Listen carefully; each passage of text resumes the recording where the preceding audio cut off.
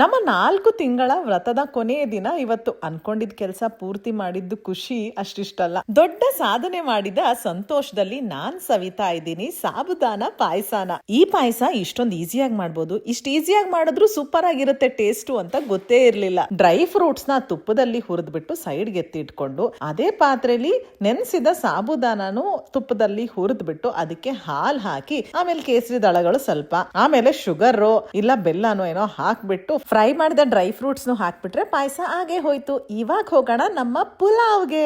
ಇಷ್ಟು ಸಖತ್ತಾಗಿ ಕಾಣಿಸ್ತಾ ಇರೋ ಪಲಾವ್ಗೆ ತುಂಬಾ ಸರ್ಕಸ್ ಮಾಡ್ಬೇಕಾಗಿಲ್ಲ, ಸಿಂಪಲ್. ಪಾತ್ರೆಗೆ ಎಣ್ಣೆ ತುಪ್ಪ ಹಾಕ್ಬಿಟ್ಟು ಚಕ್ಕೆ ಲವಂಗ ಬಿರಿಯಾನಿ ಎಲೆ ಅಂತ ಮಸಾಲೆ ಡಬ್ಬದಲ್ಲಿರೋ ಎಲ್ಲಾ ಮಸಾಲೆ ಪದಾರ್ಥಗಳನ್ನು ಹಾಕಿ ಫ್ರೈ ಮಾಡಿ ಅದಕ್ಕೇನೆ ಸ್ವಲ್ಪ ಗೋಡಂಬಿ ಹಾಕೋಬೇಕು. ಹಸಿಮೆಣಸಿನಕಾಯಿ ಬೆಳ್ಳುಳ್ಳಿ ಶುಂಠಿ ಪೇಸ್ಟ್ ಮಾಡಿ ಮತ್ತೆ ಅದನ್ನ ಫ್ರೈ ಮಾಡಕ್ ಇಡೋಣ. ಅದಕ್ಕೇನೆ ಬೀನಿಸು ಕ್ಯಾರೆಟ್ ಬಟಾಣಿ ಅಂತ ಏನ್ ಬೇಕೋ ಆ ತರಕಾರಿಗಳೆಲ್ಲ ಹಾಕೊಂಡ್ಬಿಡೋದು. ಕೊತ್ತಂಬರಿ ಸೊಪ್ಪು ಪುದೀನಾ ಸೊಪ್ಪು ಚೆನ್ನಾಗಿ ಹಾಕಿದ್ರೆ ಚೆನ್ನಾಗಿ ಟೇಸ್ಟ್ ಬರುತ್ತೆ.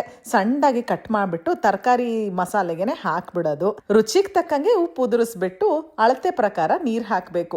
1:2 ಅಂದ್ರೆ 1 ಕಪ್ ಅಕ್ಕಿಗೆ 2 ಕಪ್ ನೀರು ಹಾಕಿ ನೀರು ಕುದ್ಮೇಲೆ ನೆನ್ಸಿರೋ ಅಕ್ಕಿನೂ ಹಾಕಿ ಸ್ವಲ್ಪ ಕಮ್ಮಿ ಉರಿಲಿ ಬೇಯಿಸಿದ್ರೆ ಚೆನ್ನಾಗಿರುತ್ತೆ, ತಳ ಹಿಡಿಯಲ್ಲ. ಇವಾಗ ಸೂಪರ್ ಆಗಿ ಕಾಣಿಸ್ತಿರೋ ಪುಲಾವ್ ರೆಡಿ.